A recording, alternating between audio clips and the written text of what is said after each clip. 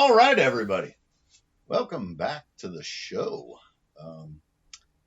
I think now we've officially landed on a name. We keep talking about this. Welcome to episode 5 of StL Comics After Hours. Dope stuff at great prices. Yep, we'll get there. So how's everybody doing? We're back. As you can see, we are in a different location in the shop. We're going to hopefully the plan is to continuously move around and see what we can do.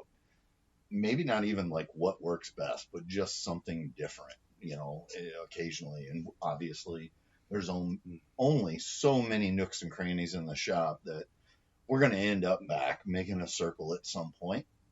I do not intend to keep doing this again this week. I did that a couple weeks ago, the full circle hand. We'll see what happens. But how much merch can we sit in front of? Yeah, well, a lot, apparently. Yeah, right. We have quite a bit. We're going to find spots. It's just a matter of whether or not we can make our fat ass fit in there and get a good camera angle. I mean, that's really what it comes down to. So, let's get the week kicked off. Let's see. You want to talk about new stuff? That's how we start, right? New cool stuff that came in. We got some stuff. So, I mean, buying has continued to go like crazy. We have a lot of stuff we have yet to process and get out there. I mean, we're busting at the seams in all of our storage locations, our back room, everything. But we'll eventually keep turning out, nice, unique, or, sought after items. But really, lately, we're just buying bulk everything. Bulk toys, there might be something hot in there. Bulk comics, not hot in there, maybe a key or two, but just filler, and we're buying a ton of it. And with the people that have contacted us between yesterday and today, the bulk that is about to come is strong. I mean, it's bulk, but in we're talking good bulk, the very good bulk. Yeah. And we just made 7 toy posts yesterday, and we still have more to process, and then if this next buy works out, well, we've got 3 that are all coming our way. It looks like we got a lot of statues, Mezco 112, 1/6 scale, sideshow hot toys, stuff like that. It seems like figure arts, Dragon Ball figure arts through the nose. A whole bunch of stuff that's coming, and we hope to be able to post about that on our socials and have this stuff and continue to keep providing a great selection and mix. But I mean, obviously the common theme for us is we need a bigger shop. We need more space or at the very least, not saying business is bad by any means, but more people coming through the door and taking stuff home with them so we can keep replacing it with other stuff. Absolutely. Hey, people come in here all the time, and there's this common theme of, what's the most expensive thing you have in here? And the answer is the mortgage. Yeah, definitely. The overhead. But, what's the most valuable thing in this store?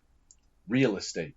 Yeah, for sure. It's the space that we want to move things James, in and out I'm of. I'm going to stop you right there. The most valuable thing in the store is my people. You and Scott. Oh, no, just no. No, you guys are, though. But for real, it is. It's real estate because we always have more to put out. Mm-hmm. And honestly, if we had more space, I'd probably have a bigger team again to help us process, or at least some part-time or gig work type of stuff. And that's something, I don't know if we've talked about that. Like, our staff is smaller this year. Right. We might have touched on that earlier. I'm not sure. But, we're down 2 part-timers.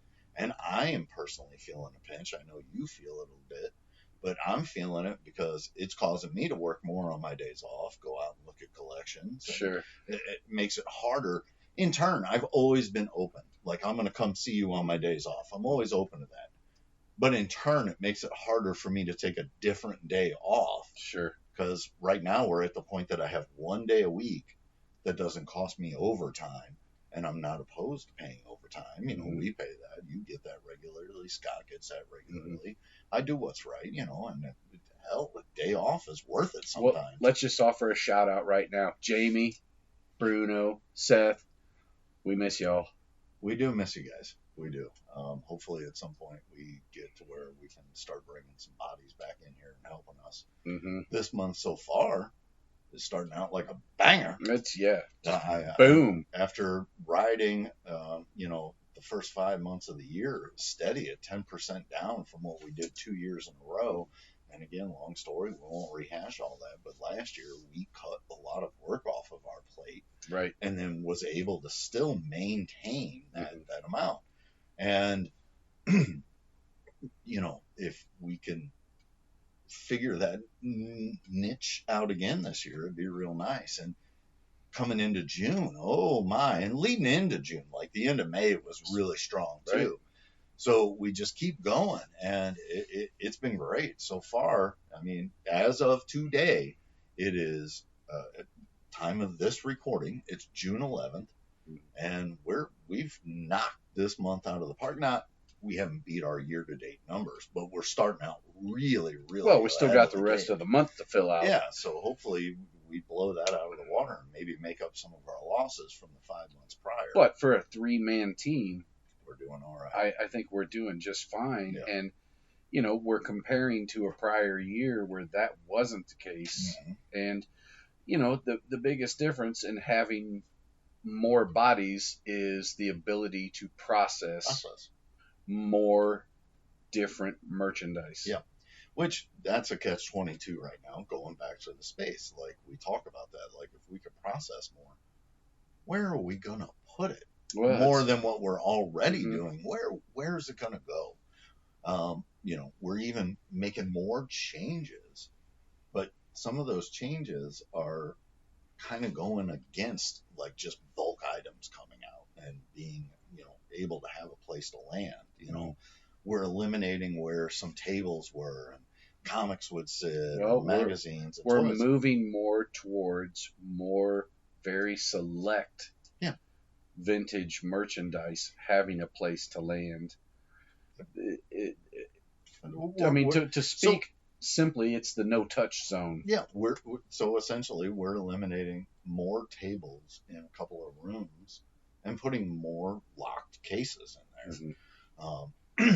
To give us exactly that, a more secure place, a place to put something out that's higher dollar, maybe get it out of the reach of children and careless collectors, and just keep it safe. And but we're shifting and we're constantly adjusting. I mean, just today, you and I spent hours going through the $2 books and starting to purge and get rid of, just like we did with the dollars. Now we're going to strip all these books, and they're going straight into $2 for $1 because they're dead stock. They've sat there too long. We have ways that we know how long most of our merchandise has been in the store. Right. So I can say, hey, this is stale. This might have been $2 3-4 years ago.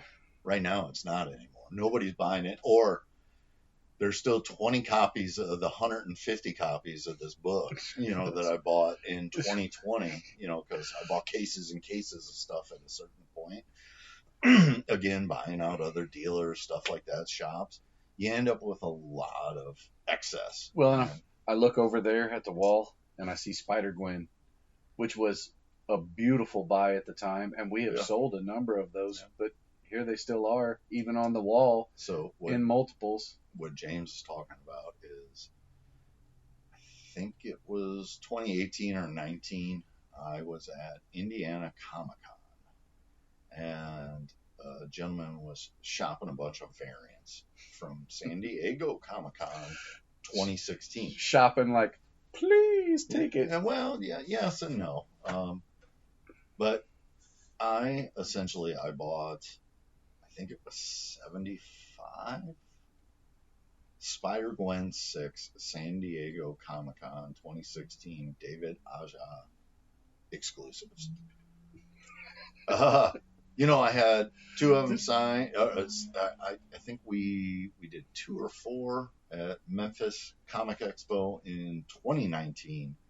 So it must have been 2018 when I bought it. In 2019, my friend went down to Memphis to the Comic Expo there and had the interior artist and inker sign them. We submitted, again, can't remember remember the exact number, but whatever, they all came back 9/8 with these signatures. We did very well over the years. I submitted a couple others at 9/8, did very well. We sold through a whole bunch of them. Finally, I think we're down to like 8, and I mean, looking over there, there might be a dozen up there. Oh no, I'm thinking more like 6. Oh, maybe 6. That doesn't mean I don't have more in the back somewhere in the stash.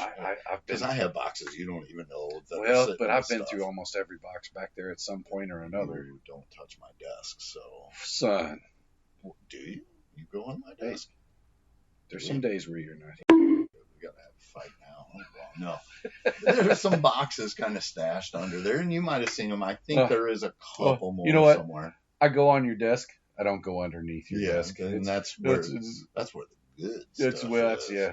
I'm not digging in the cave. That's where my whole short box, all the first appearances of the Rocketeers, that's sitting and waiting. Yeah, those aren't for sale. I might abandon hope on that with the recent news. It sounds like that's all been scrapped again. That's news I haven't heard. Yeah, it's all been scrapped again. But they drastically wanted to alter the story, and then I think whatever.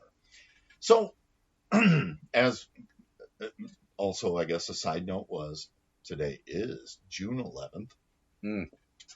Anniversary. 2025. Tomorrow, June 12th, will mark our 4 years in this location, which puts us at a little over 6 years total as a store. And, I mean, I've been looking at some of the pictures and videos, and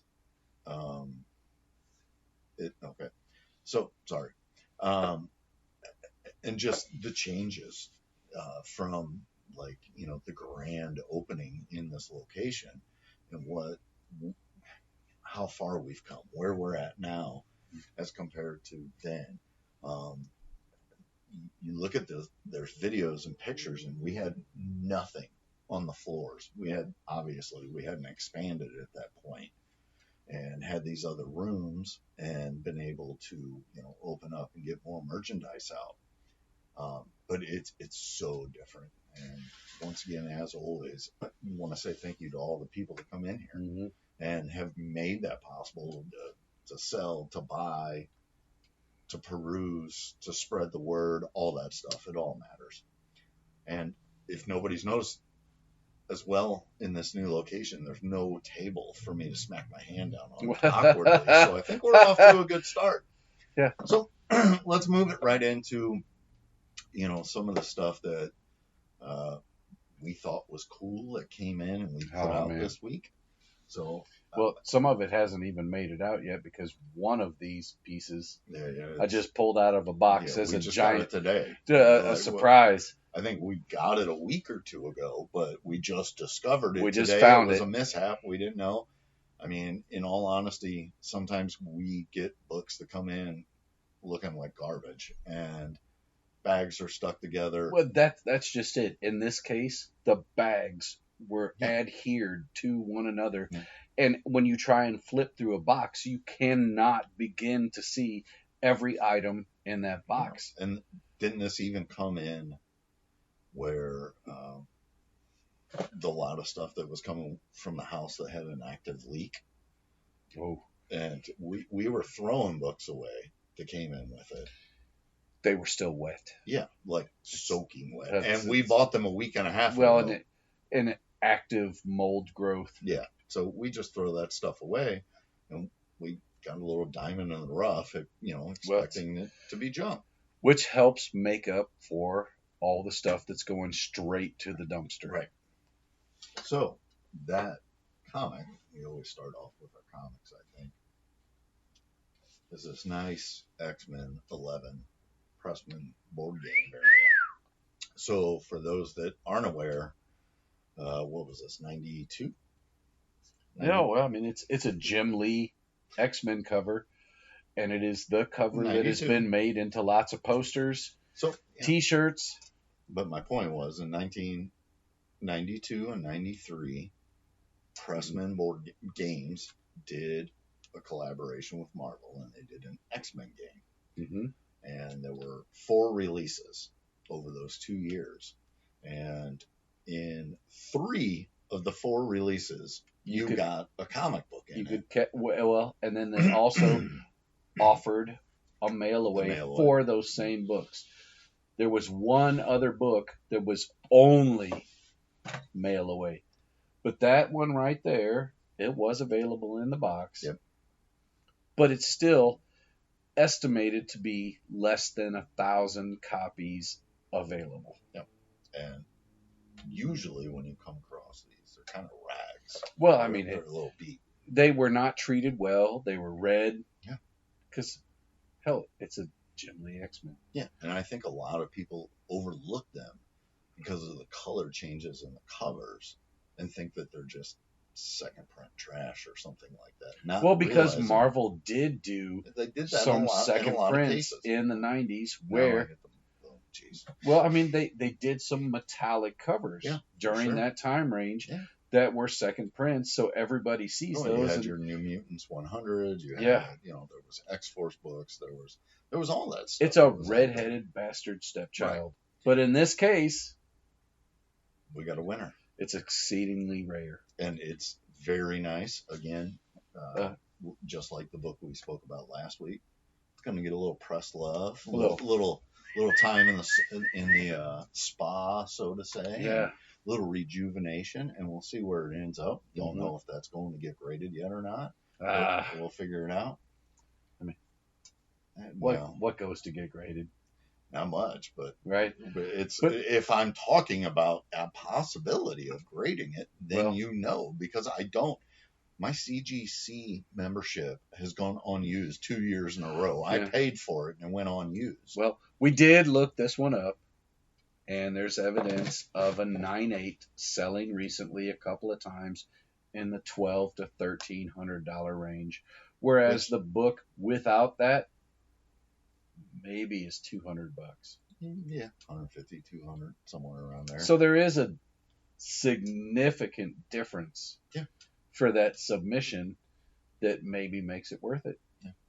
Well, so then we were talking about how 3 of them came in the game, or you could mail away to get more copies or the other copies. Back in 2020, I discovered the Leaf. $297. The Leaf. Uncanny X-Men $297. That was the one where the board game was released in the summertime. So it was not during holiday season, and they were not expecting quite the sales from that as you would get during a holiday season. So what they did was, we don't want to invest in putting this comic into everyone. They had to pay Marvel to put these in. So what they did was, that was the one time that you just got a coupon to mail away for this free comic. Just pay shipping and handling, and they would send it to you. And in 2020, early 2020, maybe late 2019, I was at a show, and I was digging through some dollar boxes or 2 for $1 boxes, raw books, no bags, no boards. I just saw the Uncanny $297, and I was like, well, I'll take that for 50 cents or $1 and see. It's really only a $1 to $2 book at best. But I took a chance on it. About a month later, I had that short box. I always would come home from shows, conventions, with a short box of everything I bought, or multiple boxes, whatever. But it was generally a short box, especially if it was a one-day show. And I'm flipping through it and seeing what I can prioritize. And I'm like, oh, on the second skim. I didn't notice it, I guess, in the heat of the moment at the convention while, you're looking and pulling. You're just, when it's cheap books, you're just kind of honey badgering it. All of those Pressmans are an easy miss. They always, Easy miss. For sure. So I got the book. I pressed it. Took it to 2 or 3 conventions.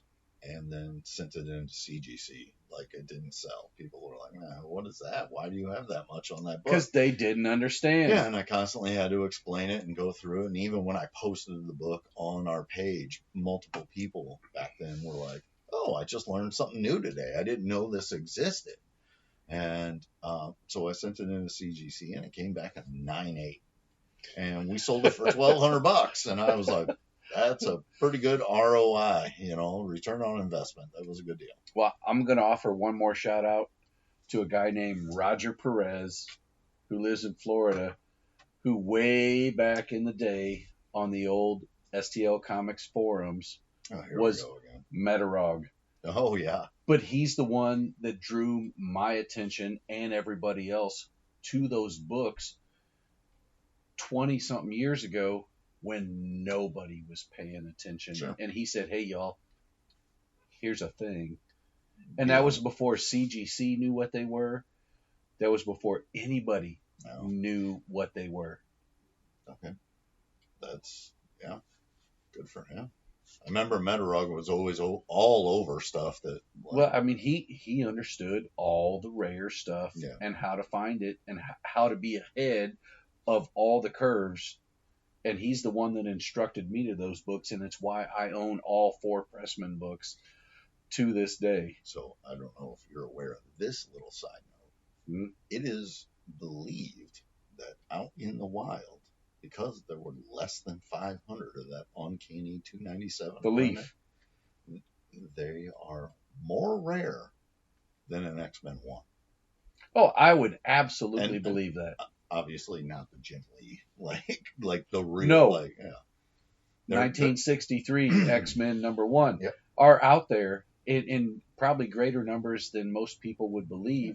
In high grade, probably extremely rare. Sure. But in all grades, they're out there. Slab, raw, all the above. Yeah. No, when there's less than 500 known copies of a given book, and even that is an estimation. It's a big deal. Yeah.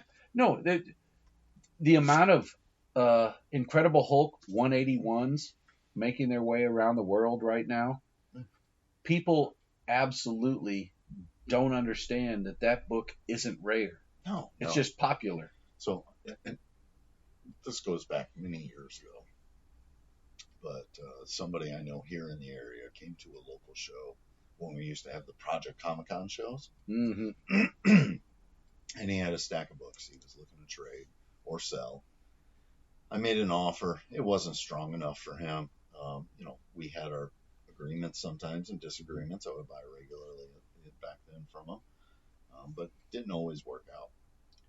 And another dealer out of Chicago was there, and they had 6 copies of Amazing Fantasy 15 on the wall. And that was the first time I was like, you can't tell me that's that rare. It's right. The point of that was, he said, well, if I can't work out a trade with him to get one of these Amazing Fantasies, I will come back and talk to you. Well, it turns out he did make a deal and then sent the book to CGC. Oh. And it came back purple label. That's what I was about to say. Restoration, almost assuredly, if it's not already been through the process. And there was a trim or a color touch. Very reputable dealer, apparently either didn't inspect the book for anything. Well, if you're not putting it underneath a black light, you can't see half of that stuff. Again, I have a black light here. Like, if you're handling a book of that high a dollar. Well, and you also have to measure it down to the fraction of an inch. And that was the thing. The restoration list was like a mile long. Oh, like somebody invested a lot of money. The overhang of inside versus outside, it should have a little curl. Mm-hmm. So he wasn't too happy in the end, I guess, and actually told me, I wish I would have just took your cash. So. I mean, now though, that was well over a decade ago. It probably, if he held on to it, was probably an okay investment piece for what he traded for it. Restoration on a book like that, to me, is not unacceptable. It just depends on what kind of restoration. Is it restoration professionally was it done? Is it in the best interest of the preservation of the book, or was it a scam of touching up stuff just to make it look better? Years ago, I looked at the first appearance of Alan Scott, Green Lantern, Golden Age. Opened it up. This was also a local dealer that was selling his collection, and then ended up selling it to a mutual friend that bought the store he used to own. Ooh, I know all the names right here, but we're not going to say them out loud. We're not going to air the dirty laundry and drag people. But I know what you're talking about. But a lot of those books ended up coming back restored. And he was not happy because none of that was disclosed. But I also looked at that collection at the same time and shopped it. You know, but that stuff was all purchased by the owner of those books at a time when those kinds of restorations were not necessarily as detectable and almost commonplace. Color touch especially. Yes. But one, let's remember the guy that bought them. Yep. And his grading practices. And I'm going to say this for anybody that might know who I am talking about. Very dear friend of mine. I have memorabilia that belonged in his personal collection hanging in this store. There's a piece hanging right over there. Very dear friend of mine that passed away at this point. He's, I think we're coming up on a decade now. Oh my goodness. 9 years. 9 years. Yeah. But he just graded very basically, you know, didn't really inspect anything. And when he bought it, I was like, you know, so that Alan Scott, I opened it when I looked at it. And I mean, just rice paper down the spine, blatant Band-Aid restoration, Band-Aids on the book. And I mean, color touch that bled through and showed on the, you know, on the cover. I think one book I even looked at, it bled through and bled onto the splash page. So, I mean, like, some of it was just amateurish. And I have my thoughts that it possibly could have been the seller that tried to do some of this himself over the years. But again, we're talking about way back books that were collected by that original collector that this person bought them from. That it could have been them. But that some of that restoration could have happened in the 70s. Oh, sure. And even creeping into the 80s. And nobody really thought about that stuff that deep until early 2000s when CGC appeared and the purple label appeared and became the destructor of value. Yeah. Well, and it's okay. I have my differences with said company at times, but was it a destructor or was it an insurance policy for some people? Because then you at least know. You got somebody that's calling it out for you. When I say destructor, I'm just saying stuff that had been done long ago and people held on to books for a long time, not understanding how 15 or 20 years later that might be a detriment to the value of the things that they thought were an investment. Sure. It was a destruction of their retirement plan. Do we know, has CGC changed their restoration removal process yet? CGC has changed a lot of rules about a lot of stuff in all the years that CGC has been alive, but removal, I don't know. Still just like, is it still just cut? Like, people are amazed when they learn about this. Well, let's just say when they remove it, they're cutting anything out affected. There's certain purple labels that are older. And when I say older, we're talking about 25 years or so. Possibly. Yeah. There's a purple label out there that you might be able to buy at this point. Crack that book out, send it to a modern conservationist that can remove a number of those things, maybe or maybe not all of them, or depending on what kind of restoration it was. And they also may be able to update that restoration with practices that are now acceptable.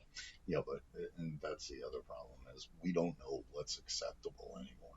You kind of went off in the weeds there. That wasn't about CGC's removal, but then that leads to like when you say CGC removal, you mean them removing their services. Ooh, it's just chop it out. That's what I'm saying. Cut it out. That X-Acto knife. You know, if this has color touch, we're taking it off. No, that sounds like you Google it. I'm not saying it doesn't exist. That just sounds like a terrible idea. Yeah, that's what I'm saying. Have they changed that or stopped off? For an early 40s book, do we want to cut a hole in it? No, but that's... Because somebody, that's the point. Somebody colored it with a crayon in 1972. Yeah, but they did it. Yeah. Okay, so we'll move on past that before I have a stroke. Yeah, and then so talking about their practices changing, I'm curious. I don't know if this is still a thing.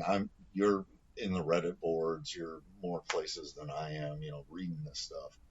But about a year ago, a bunch of guys were online talking about how peroxide baths were starting to get flagged as restoration. They were coming back purple label or I'm not sure that's across the board. One or two guys even said green label. Now, yes, that makes me curious. Were these guys pulling staples and essentially dismantling the book to give it a full peroxide bath? Well, you'd almost have to.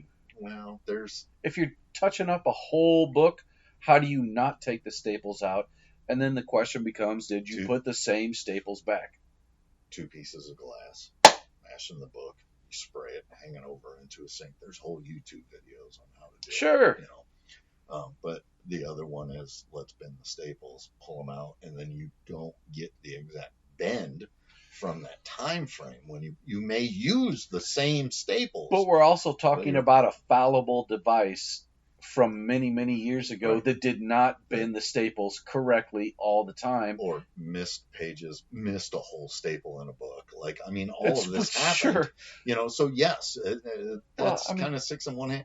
As long as you can tell the difference between a modern staple and a replacement staple. But Silver Age alone, how many books have we come across in the last 2 years that were missing a complete staple? Or just flawed staples.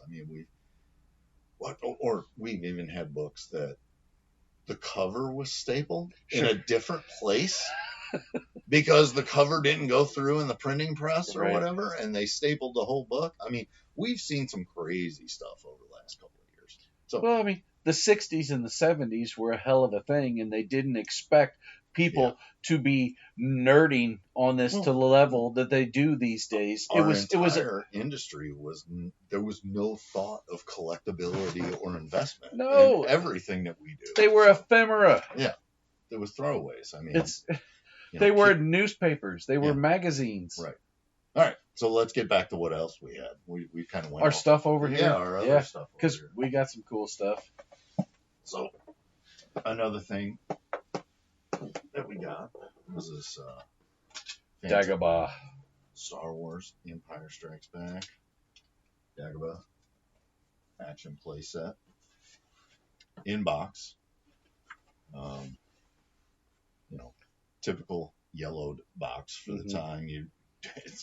If you see these bright white, bring them here. I'll buy them all day long. Sure. And JCPenney, to their credit, put that warehouse placement label right over the middle of the most beautiful art. They apparently weren't as smart as Sears in later years when they were doing their exclusives and stuff. So this was near complete. We're missing one floating chest, the Yoda Force little chest. There's 2 of them that you can push down on a lever, and they both float. There's only one in there, and we're also missing the original instructions for the playset. But it's, that had some foam in it, right? The piece of foam still exists within. I would not want to touch it. I don't want to think about touching it. I don't want to think about anybody else touching it, because one touch, it might just implode. Yeah, for sure. It's it's 40-something-year-old foam, and we've come across this in other play sets. We've had the Dagobah before without a box and incomplete, and with foam. And we had a foam once, and again, don't look at it. Don't touch it. Right. Don't even think about it. Don't think about looking at it. Don't think about touching it. It's gonna fall apart. It looks pretty. It'll crush. Leave it alone. Yeah. So the other thing we got was this Shadow the Hedgehog PlayStation 2. It's the greatest hits, but it's sealed. Yeah, my son, I sent him a picture of this one. I only send him so many pictures from the shop of things that I know he will love. This one was Cupid's arrow right through his heart. it's Well, we have an open version of it. Yeah, but it is the GameCube version, not the PS2 version. And it is open, it is complete, and it has some significant value, but sealed is always going to absolutely trump that. I don't think your kid wants to play the game, though, right? I would assume. No, he wants to put it on a shelf and admire it. I mean, that's. I wonder where they got that from. Well, that is a trophy. It is. It's a nice shelf piece. And whoever ends up taking this home from here, I would assume they're going to do one of two things. One, they're going to put it on the shelf as a trophy. Two, they're going to send it in to get graded because it's still sealed. And then when they get it back, they're going to do one of two things. One, they're going to sell it because the value, because whatever grade they got is significantly more. Or two, they're going to put it on the shelf and it will be a trophy. Yeah. All right, so what else have we been up to? We've talked about purging new cases. We are right behind us. I don't know how well it is in the frame, but there is a wall of Power of the Force loose Star Wars figures that we've bagged up and priced. Mm-hmm. And now generally they move a little slowly bit, but I think we're done. We're not buying any more. We still have tubs of these. Well, it's too easy to get carded. Yeah, Power of the Force for cheap, and they're $3 and $4 a piece, right?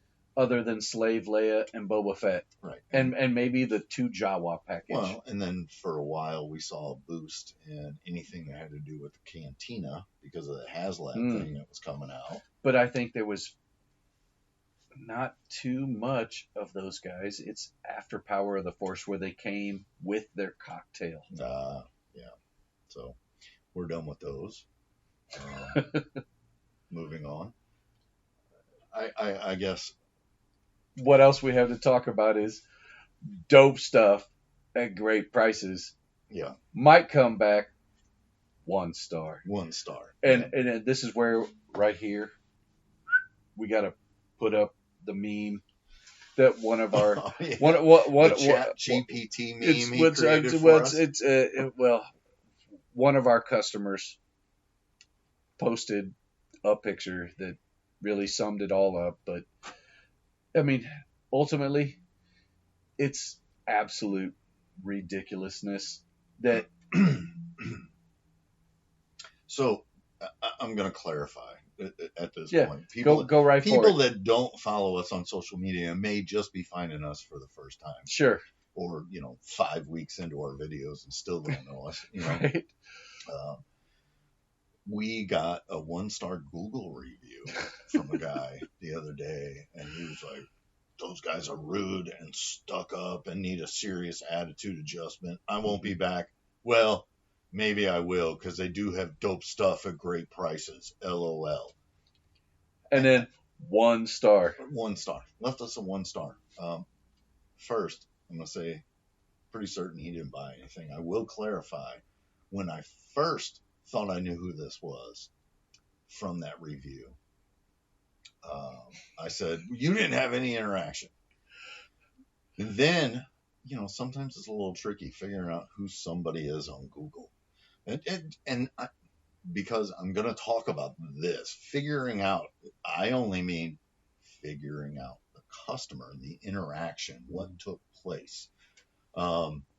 We say hi to everybody. And that's it. We will greet everybody. We'll ask, in a lot of cases, we'll ask, "Are you looking for anything in particular?" Well, and you can tell in a lot of cases, some people don't want any help. We even have a lot of guys that on occasion will give us dirty looks for saying hi when they walk in. Let me offer up 2 things here. Number 1, if I say, "Anything I can help you find today?" it's the same thing as me saying, I don't know you. Right. I don't think I've ever seen you before. Right. Let me learn who you are. Let me help you out. Yeah. Let me help. And if you don't want help, that's fine. That's great. But number two, if it's one of our regulars, we're like, what's up? What's up? Right. And then we let them go, right, because they know what they're doing. Or I razz them the whole time they're in the store. Well, I mean, no. There's some of those guys too. Right. And Craig. I see you, Craig. And your buddy Thomas. Yeah, Thomas. Yeah. But, so you have that. And then you have some people that are almost like, offended that you even said hi, and they're like, I'm just looking. Well, and it's because they've walked into so many big box stores where somebody's working on commission, and they don't understand. We're not working on commission. We actually want to help you. Well, and that's what I don't get. You're coming into a comic store. I mean, I have been in so many comic shops, and 90% of the time, nobody says a word to me when I walk in. No, at least we greet you. You're lucky if the fat guy behind the counter goes and grunts at you. I mean, that's about all you do. Well, but no, I mean, seriously, I have literally left stores because I felt they don't even care that I'm here. At least we're saying hi, and it's a 50-50 shot. Even if you don't buy anything, as you're walking out the door, we're like, thank you. Have a good day. Have a good day. Yeah, have a good one. And you know what? I'm not trying to fluff us up, but we're busy. We are busy. And to keep this place running at its capacity, if we're not churning all the time, we get behind. Yeah. So we're always working on something. It doesn't mean we're not willing to get up and absolutely help you find whatever it is you're looking for. And that being said, we post a lot of pictures, so when people show up, we almost expect that they saw something. Well, a lot of our regulars, when they walk in the door, we're like, hey, what are you chasing? What'd you see? And we'll help you out. Well, and the thing is, I put it on the shelf. I probably know where it's at. Yeah, right. I can lead you right to it. I mean, maybe let them wander and find some other stuff. Well, no. I'm going to sell them that one thing first and then set them loose, right? Right. It's like a cow. You got to give them their salt lick, but then they can wander the whole pasture eating grass. I do not stand behind the statement of calling customers cows for salt lick, but no. It's true, though. So I was talking about that. I thought I knew who this was. And then I thought again later that I thought it was somebody else, because we did have a guy that come in here, and I might have gotten a little short with him a time or two right at the end. It was because when he walked in, he said, we greet him, and how you doing? I'm just killing time. Well, right away, we're done. If you're just killing time, because I mean, people come in here from all over the plaza and do that stuff. If you're killing time, we're done, right? We got other stuff to do. Not to mention, if you're just killing time, if somebody is in the store, you very well could be pulling us away from something that we're trying to work on or accomplish that we can't do while you're wandering in the store, because we have to keep an eye on things. And then that gentleman proceeded to walk around the store, touch things, play with loose vintage toys that we have clear signage that says, please do not play with the toys. But he kept doing it. And then he goes to our bathroom. And for anybody that has been in here, that, our store is like a large living room. It's fun, it's open, it's great. And the bathroom is right next to the counter. Yeah. And I get that nature calls. Yeah, but it was dead stank. It was peeling paint off the walls, and the dude, people do this all the time. I don't understand this. You're in a public place. You walk out, you leave the light on, leave the fan off, and the door wide open for it just to waft in and give me pink eye. Sopranos. Kaput. Yeah, kaput. So, and then as he was leaving, he basically said he was interested in something, but had to get permission. I'm not going to go down that road, but It was the Enterprise loose over there for a handful of dollars. Just said I wasn't going to go down that road, but I'm going to go there. He had to ask the wife for permission, and look, I'm not going to speak to anybody's relationship or none of that, and I'm going to prevent you from doing it as well. We can have private conversations, but if $15 to $25 needs permission, maybe you shouldn't be here. And again, we appreciate it if you come back and buy it or you buy $5, but that was that individual that specifically told us you were killing time. And then you say that on the way out. That felt like you were trying to fluff me a little bit to make me feel good about all the time you spent in here for nothing. Fluff. And so anyway, so we get the 1-star review, and I post to our Facebook page. And oh my gosh, like the overwhelming positive response from people. Huge interaction versus every post we've made for months. Well, if it's a sales post, people that doom scroll and go by. Yeah. And there are way more people that come in here searching for something than we posted than interacted with our posts themselves. But just the response was great. Thank you. Yeah, thank you so much, everybody. Thank you. We have barely in 4 years told anyone don't come back. There's one person in particular I can think of, and I was the one. You have one, I have 3. Yeah, well, okay. I have 3, and the first one was a long-time customer, a relatively long time. Oh, wait, okay, yeah, I was in on that one too. Decided he wanted to cuss out our former employee that's no longer with us, but wanted to cuss him out at the time over it. Yeah. And we'll, nope. My guy's over yours, son. I don't know, man. Well, no, we're protecting our boys. Oh, my guys person. over yours. I mean, he was a needy guy, and some guys are, and we generally just deal with it. But at that point, he got me to boil over, and it was all over an item that I told him I wasn't interested in. You told him twice. And then I got involved and told him 3 times, and he still brought it to the store and lumped it in with a deal. And then it sat in our back room for a year. And then he got pissed because I put it out for $125. And he was like, wow, you only gave me $5 for it. And I said, I didn't give you anything. I told you I didn't want it. And you said you were going to include it. And he got mad. And when we posted it, he called up to the store and he was cussing out Bruno on the phone who answered it. And Bruno was like, I don't even know what you're talking about. And then when I got on the phone with him, he's like, you're the business owner. You should be making this right. And I said, I am going to make it right. Don't come back. You can't talk to Bruno like that. Yeah. Bruno's our boy. We protect our boys over you, son. Well, and it wasn't even protecting over him. That was unnecessary. You're talking to an employee who he had been shopping with us long enough to know that if anybody priced it, it was me or you that made that post. It didn't have anything to do with Bruno. Nothing. And I mean, not just unnecessary, but just no. Yeah. And just, yes. So we had him, and then, we've had a couple others. And then a couple of weeks ago, I think we've touched on, care of product. We had somebody in here in the morning, like a Wednesday morning, that really caught me at a bad time because we were... Oh, that was the 50-cent books. Yeah. Oh, yes. Okay. You and I both went after him. He got it from both ends because he just... had books all over the place. I still have this picture, so I'm going to try to put it on the screen of those books. This is before we moved all the 50-cent books out front. They were still in the Star Wars room.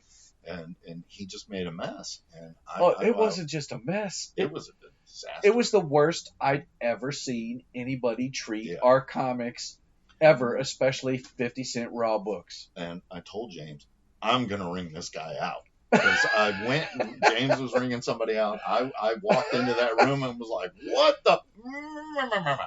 And I said, I'm going to take care of this guy. And he goes, what's wrong? And I said, go look at them 50 centers. So I started ringing the guy out. And I said, look, if you're going to treat my product this way, I'm going to ask you not to come back. And he was like, what? I don't know what you're talking about. And then James, you heard James from the back room go, oh, no. And then he came back in there. And that's when I started letting him have it. Well, you were like, you wouldn't do this to your comics at home. And then, in full transparency, my blood pressure spiked through the roof. Mine too. And I was trembling. And you could tell it made him uncomfortable. And I do apologize for like showing that kind of emotion. But he deserved it. What I told him was, if this is how you're going to treat my merchandise, I will ask you not to come back. He never apologized. He never owned up to it. He acted like he didn't know what we were talking about. Went in there and looked at it, came out here, paid for his books, and left. And he's never been back. And that was the thing. All you got to do is be like, I'm sorry. We have had some people like that where we've pointed out, hey, man, you got to take care of this stuff. Like, have a little respect. It's not yours yet. I own this. I got to get the money out of it. And if you damage it, that might not happen. Hey, buy it. Take it out in the parking lot, set it on fire, run it over with your truck. Wipe your butt with it. I don't care once I got the money. But while it's in here, in my care, in my possession, we're treating it very well. We've got kid gloves on the inside. Yeah. We take great care to present this merchandise in its best possible form because we want it to be saleable. Yeah. Saleable? Sellable? Saleable. Is that like worse and worst? Something like that. So, I mean, we haven't done that much. We haven't really, had to tell. There's been some oddballs that aren't customers that we've had to tell don't come back. Like I had to tell a guy a couple of weeks ago, don't come back in here. And he said, well, why? I said, because you just come in and use our bathroom. We're not a gas station. Boy. Yeah. So that was something. That was another doo-doo story. Yeah, he'd done that. And again, it's like, if you had a dinner party at your house and your bathroom was connected to your kitchen, would you go take a nasty grumper and then open the door and just walk out and be like, hey, how's everybody doing? Well, we have some collectors that come in here and don't care about condition, or only, they're going to break that toy out of the package, or they're doing customs. And the problem is the way that they manhandle things, not thinking about the other collector that keeps everything in package or cares about the condition of the comic book. And I mean, obviously, we price everything based on condition. So when you're manhandling it and damaging it, like the kid last week with all the Simpsons figures that his mom wanted to take a picture of, and he bear hugs them, and we can just start hearing them go, and we're like, hey, maybe not do that until you buy them. Well, and even after I said something, they still proceeded to hug and take a picture. Because Dad's going to want to see this. Well, Dad can see it when you get it home. Yep. All right. So then, what do we got coming up? I don't know. We're coming up. Shoot. I don't know. Lots of buys. We talked about that already. I am reaching out to somebody to see if we can go off-site and go visit somebody and do something in another location. That will be a whole lot of fun if that works out. Yep. And I think we'd have a good time. Other things that are coming up is way more statues, possibly, than we know what to do with. Where we can put them. It may be a limited amount available at a time, and they have to sell so that we can. And I also don't want to count those eggs until they're hatched. I can't believe we've talked about it as much as we have tonight, but we'll see where that goes. And then we're just going to keep doing what we do. And that's all we can do. It's a hustle every day, son. So I'm going to go home and go to bed and come back and see you guys next week. Cheers. See ya. Thanks, everybody, for watching. Appreciate y'all. Thanks for tuning in. Now it's time for the obligatory ask that you go like, subscribe, and share so that we can keep doing this.